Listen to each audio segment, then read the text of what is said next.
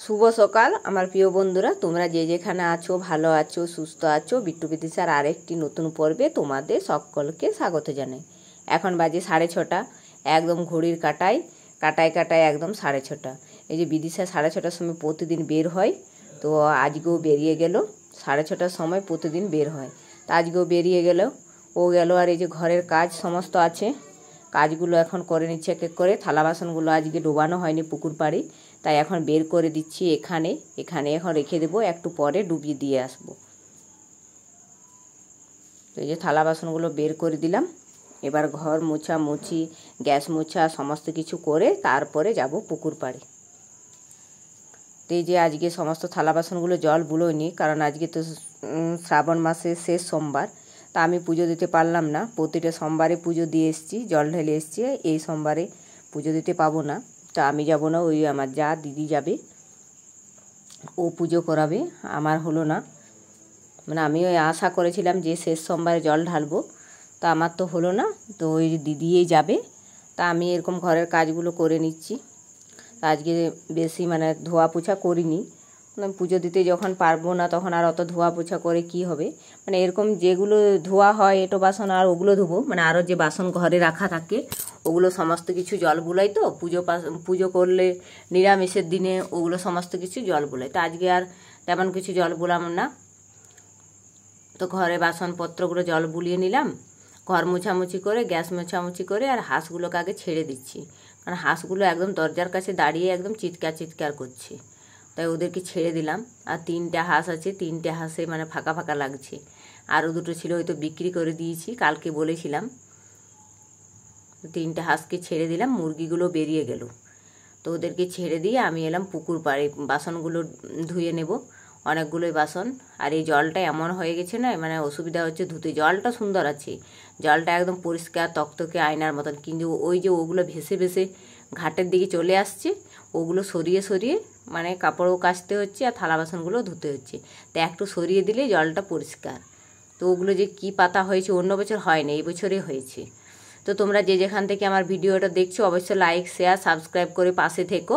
যারা নতুন বন্ধু হয়ে আমার ভিডিওটা দেখছে তারা অবশ্যই একটা সাবস্ক্রাইব করে দিও, আর যারা পুরনো বন্ধু হয়ে আমার ভিডিও দেখছো তাদেরকে তো অসংখ্য অসংখ্য ধন্যবাদ। তো এই বাসনগুলো আমার প্রায় অনেকগুলো মাজা হয়েছে। এখন কড়াই আছে একটা, কড়াইটা মেজে নেব। ওই যে কুকারটাও মেজে নিয়েছি, থালা বাসনগুলো হয়ে গেছে। তো এগুলো মেজে নিয়ে তারপরে ঘরে যাব। ঘরে গিয়ে আবার বাথরুমে জল টল ভরি ওগুলো আছে। আর অনেকটা এখন কাজ করতে করতে বেলা হয়ে যাচ্ছে। আর আজকেও মেঘলা মেঘলা ওয়েদার নেই, পরিষ্কার মেঘ আছে। তো রোদ্দুর একটু একটু করে বেরিয়েছে, তো পুরো মনে বেরোবে, একটু পরে রোদ দেখাবে। কালকে তো তখন রোদ বেরিয়ে গিয়েছিল, কিন্তু আজকে হালকা হালকা একটু একটু এখন দিচ্ছে। তো যাই হোক, বৃষ্টিটা কাল থেকে পড়েনি, ওটাই ভালো। থালা বাসনগুলো আমার সমস্ত জল বুলিয়ে কুয়োতে জল বুলিয়ে নিলাম, আর এখানে এখন উবড়িয়ে দিচ্ছি, উঠোনে জলটা ঝরে যাবে। এখন বাথরুমে জলগুলো ভরে নেব।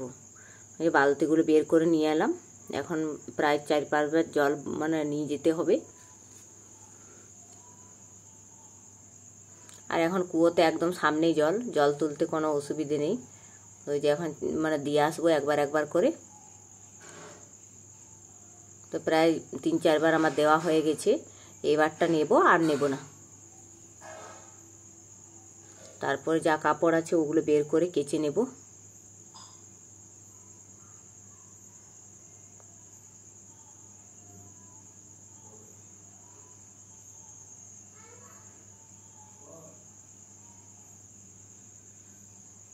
তো আমার জলগুলো তোলা হয়ে গেছে, এবারটা দিয়ে আসবো, তাহলে হয়ে যাবে।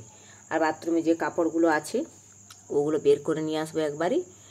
তারপরে তো পুকুর পাড়ে আবার যাব কাচতে, তো কেচে আসবো। তো জলগুলো দিয়ে চলে এলাম, কাপড় কেচে একদম স্নান করে চলে এসেছি। স্নান হয়ে গেছে, কাপড়গুলো মেলে দিয়েছি বাগানের দিকে, উঠোনে মেলিনি। আর রোদ বেরিয়েছে কত সুন্দর আজকেও। আর এখন আমি একটু চুলটা মুছে নেব, তারপরে থালা বাসনগুলো ঢুকিয়ে নেব। থালা বাসনগুলো একদম রোদে তেতে গেছে, রোদ দিচ্ছে তো অনেক, আর ওই যে স্টিল, ওই জন্য খুব তেতে গেছে। তো ওগুলো এখন ঢুকিয়ে নেব। তো এত গরম হয়ে গেছে, হাত দেওয়া যাচ্ছে না। তো ওরকম করে একটা একটা করে মানে সাজিয়ে নিলাম। এখন রেখে দেব।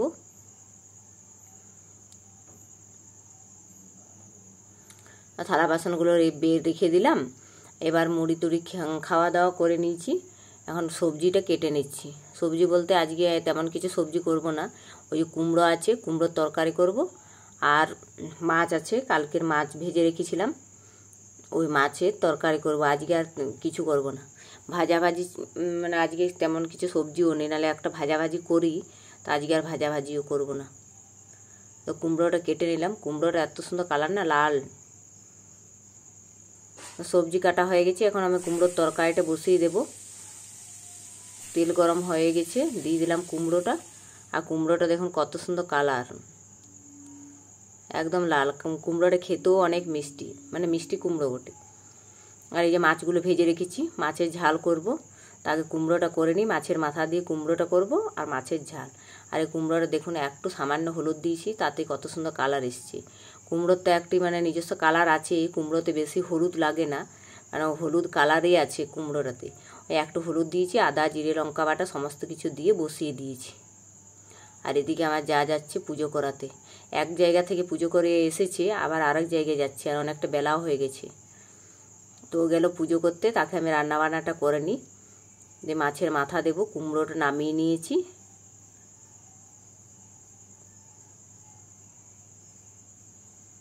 মাছের মাথাটা একদম পুরো এখন লাল লাল করে ভাজতে হবে।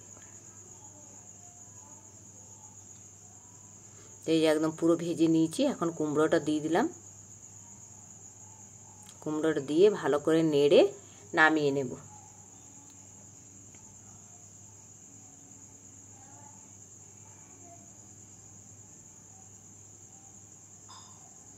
এই যে কুমড়োটা এখন নামিয়ে নেব।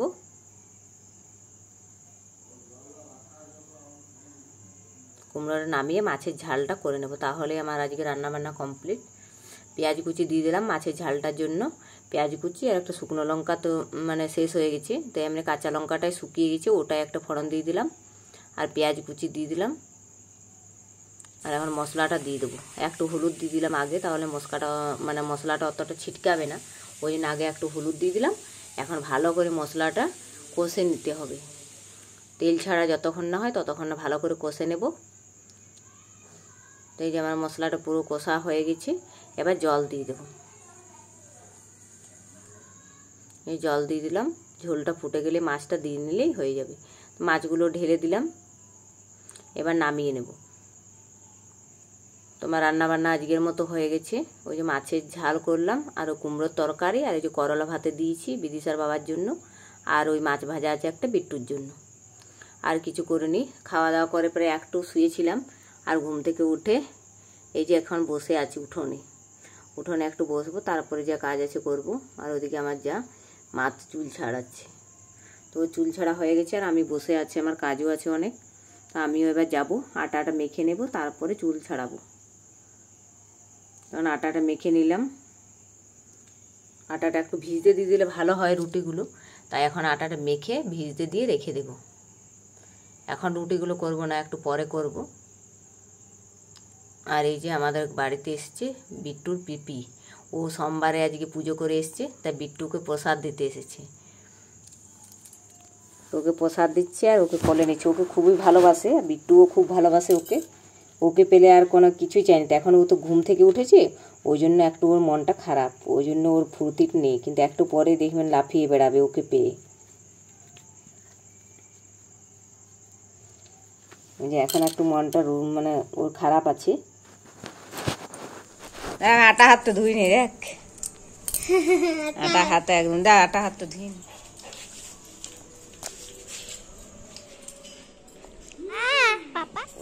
সোদা বিট্টু ওই বিদিশার ব্যাগটা ওইটা নিয়ে স্কুল যায়। আরে নি ও পিপি পাপা রে বল পিপি, নাইলে বাড়ি চলে যাব আমি। বলে দাও একবার বলিয়ে দাও। আবার লাগ হয়ে গেছে। কিতে লাগ হইতো গো বিট্টু ছে।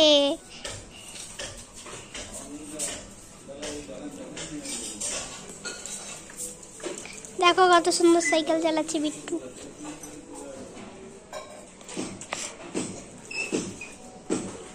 ও বাবা চলে গেল, পড়ে গেল। পড়ে গেল, কি করব বড় হাওয়া দিচ্ছে। জান না আরিয়া, দেখো না পড়ে যাবে, আমি দেখে দিচ্ছি। দেখো কুয়াতে বেলুন পড়ে গেল, কি করব? চলো দোকানে যাই বেলুন কিনে আনছি। বেলুন সরি, তোমার বেলুন ফেলে দেওয়া পড়ে গেছে। বেট্টু বলছে কি কি পড়ে গেছে কুয়াতে, বেলুনটা পুড়ে গেছে। আর একদম সন্ধ্যা হয়ে গেল দিশা বল। হ্যাঁ আজ একদম সন্ধ্যা হয়ে গেল আর অন্ধকার হয়ে গেল সন্ধ্যে। আজ মেঘে ঢাকিয়ে গেল, নাইলে সন্ধ্যা হয়নি। কি পড়ে গেল? বেলুন পড়ে গেল, বেলুন।